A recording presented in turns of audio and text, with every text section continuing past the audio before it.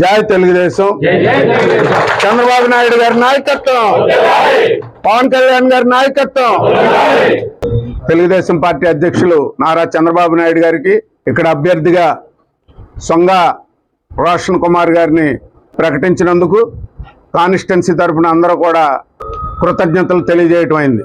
రేపు 28వ తారీఖు మధ్యాహ్నం 3 గంటలకి తాడేపల్లిగూడెంలో చంద్రబాబు నాయుడు గారు, పవన్ కళ్యాణ్ గారు, తెలుగుదేశం జనసేన కలయిక, ఆ 2 పార్టీలకు సంబంధించి మేనిఫెస్టో విడుదల చేయడం జరుగుద్ది. ఆ రోజు మరి ఆ మీటింగ్కి తెలుగుదేశం కార్యకర్తలు, జన సైనికులు అందరూ వెళ్లాల్సిన అవసరం ఉంది. మరి చింతలపూడి కాన్స్టిట్యున్సీ నుంచి 7 నుంచి 10,000 లోపు జనం మరి తెలుగుదేశం జనసేన కలిసి ఆ మీటింగ్కి వెళ్ళి దాన్ని జయప్రదం చేయడానికి సిద్ధంగా ఉన్నారు.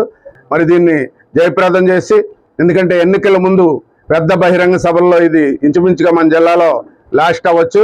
దీన్ని అయిన తర్వాత మనందరం కూడా అన్ని గ్రామాల్లో జన సైనికులు తెలుగుదేశం కలిసి ఒకే కుటుంబంలాగా కలిసి పనిచేసి అన్ని సీట్లు రాష్ట్రంలో గెలుచుకుని తెలుగుదేశం జనసేన కూటమి ప్రభుత్వం ఆంధ్ర రాష్ట్రంలో రావటం తథ్యం.